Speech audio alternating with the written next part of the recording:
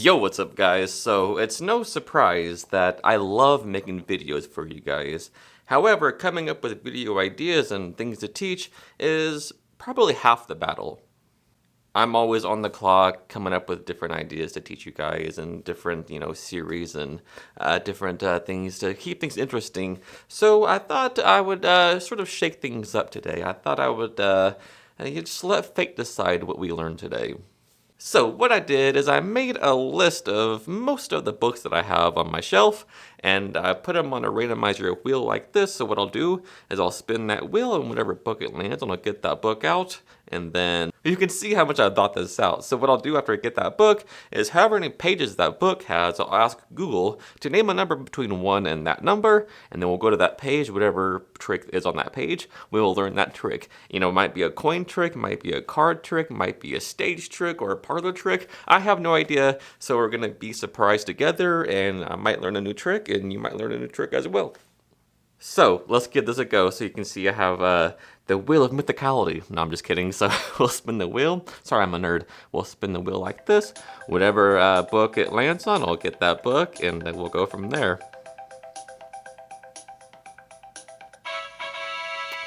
All right. Practical mental magic. So it looks like we're going to learn some kind of mentalism routine, and I'll go get that book, and then we'll get a number. So, Practical Mental Magic by Animan is, I believe, and correct me if I'm wrong, I believe is his best tricks or his favorite tricks out of the Jinx magazine that ran for a number of years. So this book has 310 pages, so let's just ask Google to name a number between 1 and 310. Alright, so hey Google. Hey Google. Name a number between 1 and 310.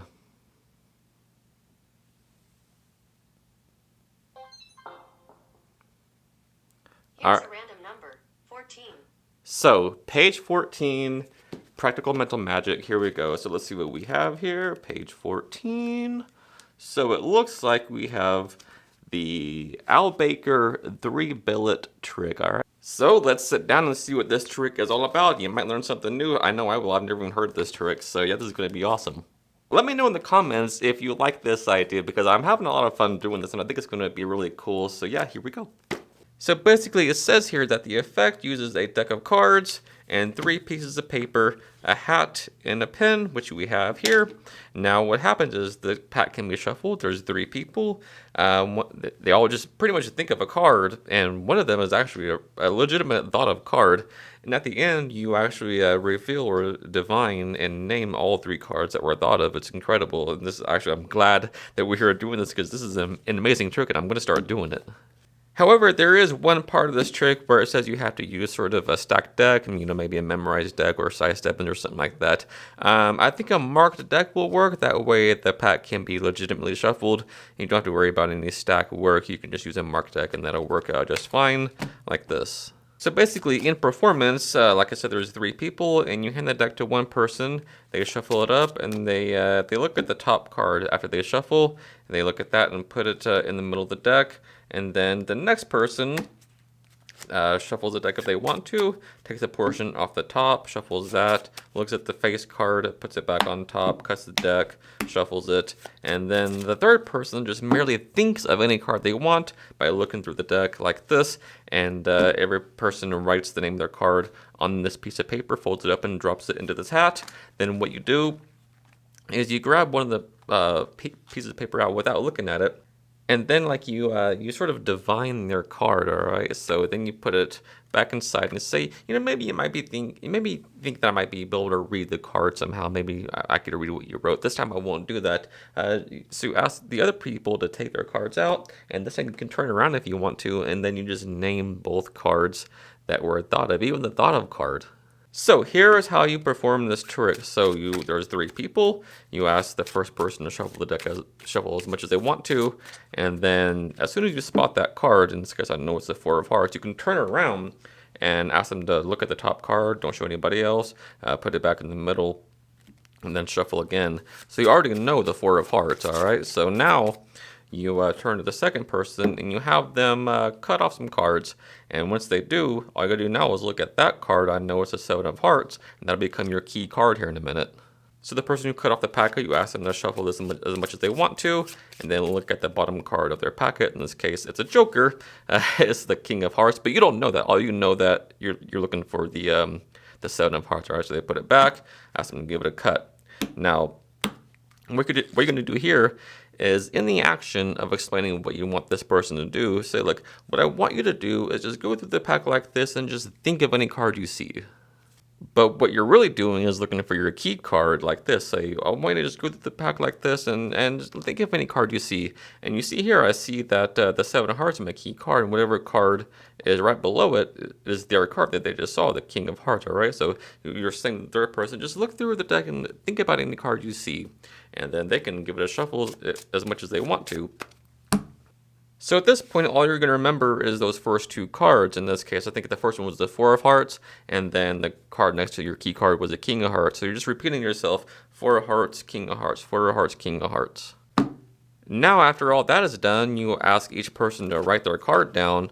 All right, so you can turn away as they do this. All right, so the first person will go Four of Hearts, second person goes King of Hearts, and the third person, maybe they're thinking of the Nine of Spades, all right? So they all do that, and they all fold them up like this. And what you want to do is you want to keep track of that third one, all right? You want to keep track of the one that was thought of, all right? So they all drop them into the hat like this, and you obviously want to keep track of where that third one ends up, all right? So just keep an eye on it.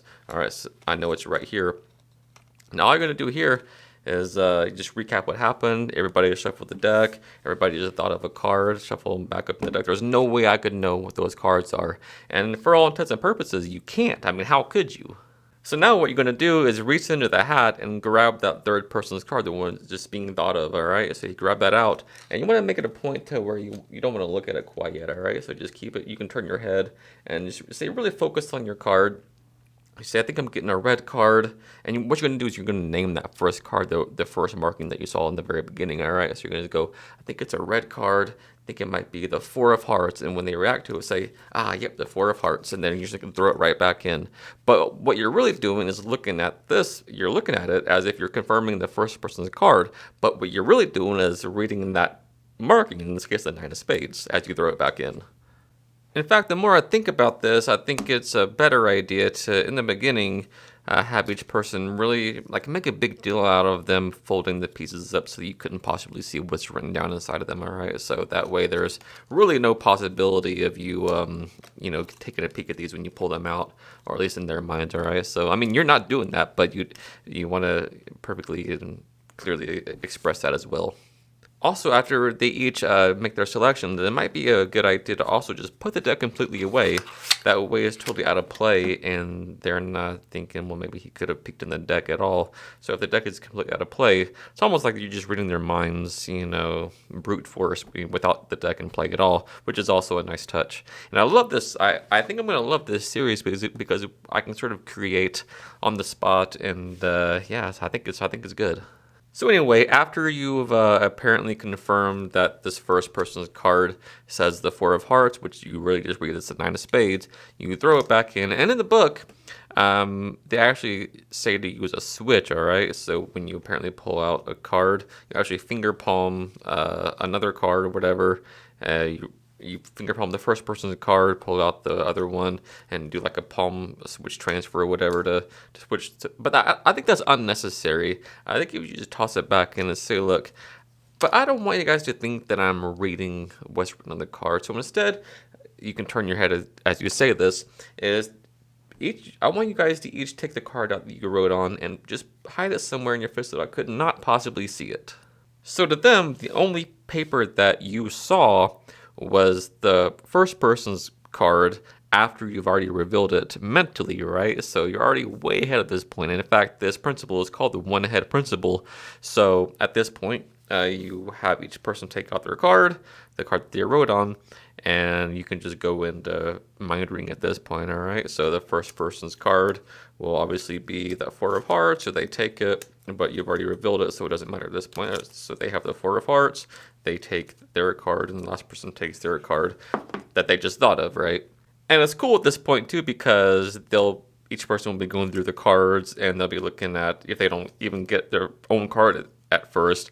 They'll also be looking at other people's cards and be more, I think impressive for them too, because they'll remember seeing other cards that you are about to name in a minute. So it's like a double whammy. All right, so you're turning around and or you can just do whatever you want to do with your presentation, blindfolded, whatever. And they're like this, and then you reveal their card. I think your card is a red card. I think it might have been higher than the first person card. I think it might have been maybe a face card. Oh, it's also a heart card. I feel like was your card? Are you thinking of the King of Hearts? And they'll freak out and say, yes, I am thinking of the King of Hearts. How'd you know that? Blah blah blah. You're amazing. You're so divine. And then the last person. There's no way on earth that you could know this card. They're holding it tight. They folded it up so you could not see it. All they did was think of it. They didn't pick a card. Nothing like that. There was no way you could know it. But you do. Whatever you want to say, I think the first person picked a red card. And I think subconsciously you knew that. And I think you wanted to be an outcast. I think you wanted to be a rebel because I think you went with a black card just to be different. And I think you went with I think it was a spade actually, wasn't it? Let's see, for the number, I think, let's see, it's not a face card like hers. I think you're thinking of a number card, a higher number. I think it's focus on it and maybe, no, it's not a 6. I think it's the other one. You're thinking of the 9 of spades. Of course, they freak out because you just read their mind, all right? So, I am so glad that I thought of this idea to do the whole randomizer wheel of whatever, because I've never heard about this trick, and it's such a cool trick. I think I'll definitely start doing this trick in my performances, and yeah, I hope you like it as well. Tell me what you think down below in the comments. Alright guys, so as always, I really appreciate you taking the time out of your day to watch this video. It means the world to me, it really does, and if you got value out of this video, please do me a huge favor, like the video, comment below something nice or something mean, it's up to you. I look forward to the next time I get to make a video for you, and yeah. Until next time, happy practicing, I love you guys.